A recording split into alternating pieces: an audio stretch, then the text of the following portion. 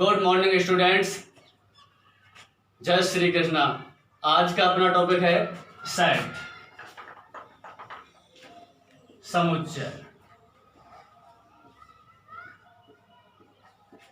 देखो set clear होने के बाद हमको पता होना चाहिए कि सेट हमको अच्छे से आना चाहिए। यदि हमसे पास सेट अच्छे से क्लियर है तो सेट के बाद अपन रिलेशन पढ़ते हैं और रिलेशन के जस्ट बाद अपन फंक्शन पढ़ते हैं। तो ये जो टॉपिक है अपना 11th और 12th दोनों के लिए बहुत ज़्यादा इंपॉर्टेंट है। ओके स्टूडेंट्स, तो सेट हमको पता होना चाहिए, सेट, उसके बाद रिलेशन, संबंध और फंक्शन, फलन। ये तीनों टॉपिक हैं जो अपने कॉम्पिटिशन में बहुत ज़्यादा पूछे जाते हैं। 11th में स्टार्ट होता है बेसिक अपना, इसके बाद अपन 12th में पढ़ते हैं इसे।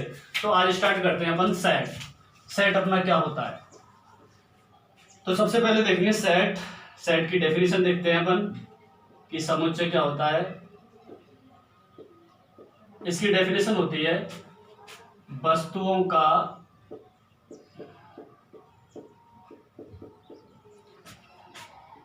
सुपरिभाषित संग्रह। क्या होता है? वस्तुओं का सुपरिभाषित संग्रह क्या होता है? समुच्चय होता है। इंग्लिश में देखें तो अपन well defined collection of object. Well defined collection of object, वस्तुओं का सुपरिभाषित संग्रह अपना क्या कहलाता है? समुच्चय कहलाता है। अब इसमें हमको ये है वेल डिफाइंड। क्या है ये? वेल डिफाइंड, सुपरिभाषित। इसका मतलब पता होना चाहिए कि सुपरिभाषित क्या होता है, वेल डिफाइंड क्या होता है। वेल डिफाइंड होता है सुपरिभाषित मतलब जिसकी अच्छी तरह परिभाषित। अब अच्छी तरह परिभाषित कैसे होता है कि कोई चीज डिफाइन होनी चाहिए, मतलब कोई चीज फिक्स होनी चाहिए। ठीक है स्टूडेंट, जैसे मैं आपसे कोई एग्जांपल लेता हूं, मैं आपसे एक एग्जांपल ले रहा हूं जिसमें आपको पता चल जाएगा कि वेल डिफाइन क्या होता है। ठीक है स्टूडेंट, डिफाइन कब होता है, डिफाइन कब नहीं होता, उसके लिए मैं एग्जांपल लेता हूं। एग्जांपल है कि सप्ताह के कुल दिन। मेरा क्वेश्चन है कि सप्ताह में कुल कितने दिन होते हैं। क्वेश्चन है कि सप्ताह में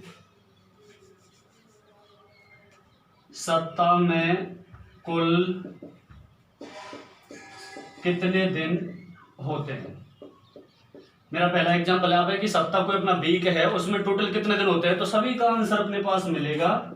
कितने होते हैं? 7। अब ये क्वेश्चंस मैं कहीं जाके पूछूं, मैं अपने बड़े भाई से पूछूं, या मैं ये क्वेश्चन दिल्ली में जाके पूछूं, या क्वेश्चन मुंबई में जाके पूछूं, कहीं जाके पूछूं कि सप्ताह में कुल कितने दिन होते हैं, तो सभी जगह आपको आंसर मिलेगा 7। मतलब वो चीज फिक्स है, वो चीज परिभाषित होगी तभी उसका आंसर फिक्स है। तो ये चीज होती है डिफाइन। अब दूसरा क्वेश्चन लिया कि सप्ताह में सबसे अच्छा दिन कौन सा होता है।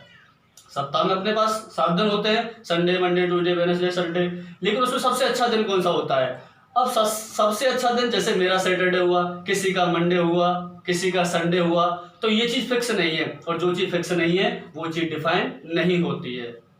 समझ में आया स्टूडेंट्स कि जो चीज डिफाइन होती है, डिफाइन का मतलब है कि उसका कहीं भी कोई भी क्वेश्चन कहीं भी जाके पूछो, यदि उसका आंसर सभी जगह सेम है तो वो चीज डिफाइन है। यदि उसका आंसर सभी जगह सेम नहीं है, अलग अलग है, तो वो क्या होती है? अनडिफाइंड। जैसे सप्ताह में कुल कितने दिन होते हैं? 7, ये डिफाइंड है। लेकिन सबसे अच्छा दिन कौन सा है, ये चीज डिफाइन नहीं है, क्योंकि सभी का आंसर अलग अलग होगा।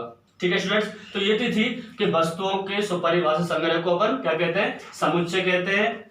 अच्छा, अब देखते हैं समुच्चय को हमेशा कर्ली ब्रैकेट, इस ब्रैकेट्स में निरूपित करते हैं। ठीक है स्टूडेंट, समझना है कि समुच्चय को हमेशा इस मंझले कोष्टक में कौन सा यूज करते हैं? मंझले कोष्टक में या कर्ली ब्रैकेट यूज करते हैं। और इसको हमेशा कैपिटल लेटर जैसे ABCXYZ इनसे भी सेट को डिनोट करते हैं, और हमेशा इसके अंदर स्मॉल लेटर लिखे जाते हैं ABCEFG। ठीक है स्टूडेंट्स, कि इस वस्तुओं के सुपरिभाषित संग्रह को समुच्चय कहते हैं। समुच्चय को कर्ली ब्रैकेट द्वारा निरूपित करते हैं और कैपिटल लेटर द्वारा, लेकिन इसके अंदर जो एलिमेंट्स होते हैं, अवयव होते हैं, उनको अपन कैसे लिखते हैं? स्मॉल लेटर द्वारा। ठीक है स्टूडेंट्स, ये चीज यहां तक क्लियर है। अपन अब आगे देखते हैं जैसे हमसे कहें कि एप्पल का सेट बनाओ, बनाना का सेट बनाओ, अगर हमको दिया जाए कि एप्पल का सेट बनाओ, ठीक है, तो कभी भी सेट बनाते समय हमें ये कर्ली ब्रैकेट बनाना है। ओके स्टूडेंट्स, इसके अंदर जो भी एलिमेंट्स आएगा वो स्मॉल आएगा, ठीक है।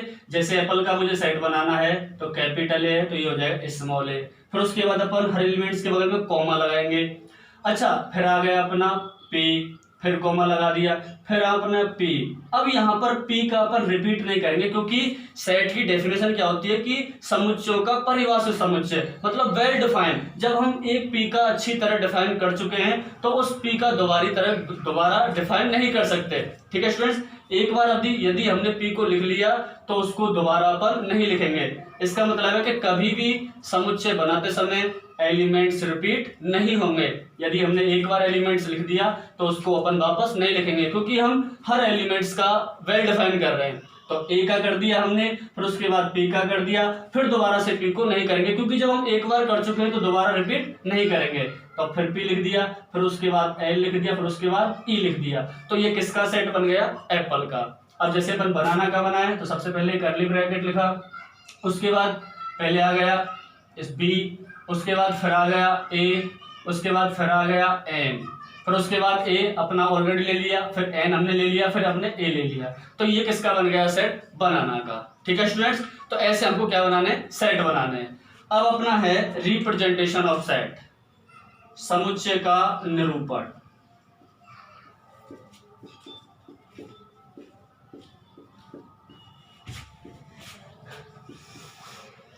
रिप्रेजेंटेशन ऑफ सेट्स, समुच्चय का निरूपण। समुच्चय को हम दो प्रकार से निरूपण करते हैं। पहला होता है अपना सारणीबद्ध रूप, जिसको अपन बोल देते हैं रोस्टर फॉर्म।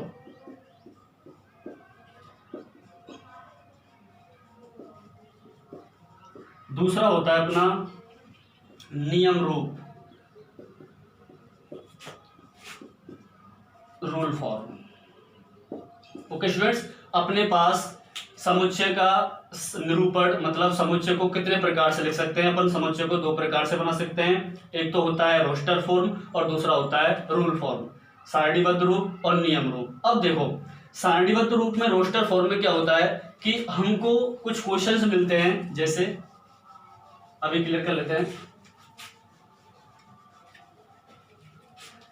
कि हमको कुछ क्वेश्चंस मिलते हैं और उनको हम किस में लेके आते हैं? Curly bracket. इसका मतलब होता है आपको कर्ली ब्रैकेट के अंदर इसके जितने भी एलिमेंट्स होते हैं, शॉर्टकट याद रखने की जरूरत है कि कभी भी सारणीबद्ध रूप है या रोस्टर फॉर्म में उसके जितने भी एलिमेंट्स आएंगे वो किस में आएंगे? कर्ली ब्रैकेट के अंदर आएंगे। और रूल्स फॉर्म में क्या आएंगे? इसमें एक रूल चलेगा, एक क्या चलेगा? रूल चलेगा, जिसमें क्या एलिमेंट्स इसमें होंगे और उसमें हमको क्या बनाना है? कि रूल बनाना है। जैसे अपन देखते हैं कि कुछ एग्जांपल ले रहा हूं कि सेट ऑफ नेचुरल नंबर मतलब प्राकृतिक संख्याओं का समुच्चय।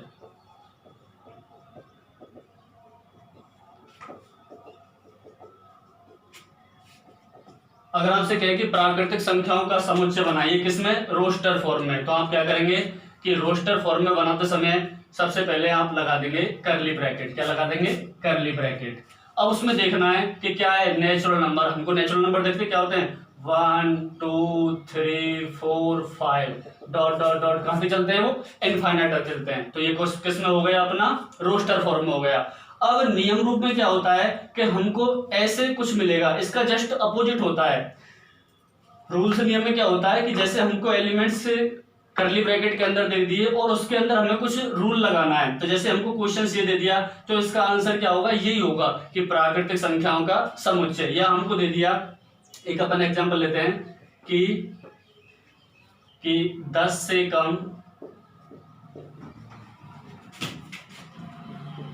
कम सम संख्याओं का समुच्चय। ओके स्टूडेंट्स, हमको क्या क्वेश्चन दे दिया कि 10 से कम इवन नंबर, 10 से कम सम संख्याओं का समुच्चय, set of even numbers less than 10।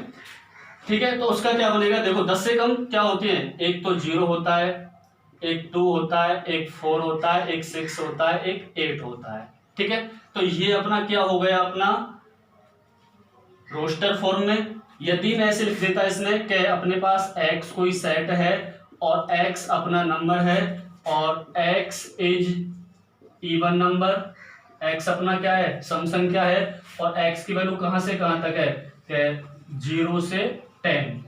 ये कंडीशन, इसका मतलब है कि x 0 और 10 के बीच में है और x अपना क्या है, इवन नंबर, तो वो क्या हो जाता है अपना नियम रूप, रूल्स फॉर्म। ओके स्टूडेंट्स, इन दोनों में टेंशन लेने की जरूरत नहीं है। ये होता है रिप्रेजेंटेशन ऑफ सेट। इसका मतलब होता है कि पहला होता है रोस्टर फॉर्म, दूसरा होता है नियम रूप। रोस्टर फॉर्म में क्या होता है कि जितने भी एलिमेंट्स हैं उनको कर्ली ब्रैकेट के अंदर लाना है, और रूल्स फॉर्म में क्या होता है, एक रूल लेके आना है, एक नियम बनाना है। कोई भी समुच्चय है, कोई भी क्वेश्चन है, उसका एक नियम में लिखना है। जैसे दिया 10 से कम सम प्राकृतिक संख्या का समुच्चय, तो उसका एक फॉर्मूला बनाना है, एक तरह से इसका एक नियम बनाना है कि 10 से कम प्राकृतिक संख्याओं का समुच्चय, तो मैंने माना x अपना कोई एलिमेंट्स है और x क्या है, अपना सम संख्या है, और x की वैल्यू कहाँ है, 0 और 10 के बीच में, क्योंकि मैंने 10 को इंक्लूड नहीं किया है। ओके स्टूडेंट्स, नेक्स्ट क्लास में इसके अपन टाइप्स पढ़ेंगे कि समुच्चय कितने प्रकार का होता है। तब तक आप इसका अच्छे से रीड करें। Thank you.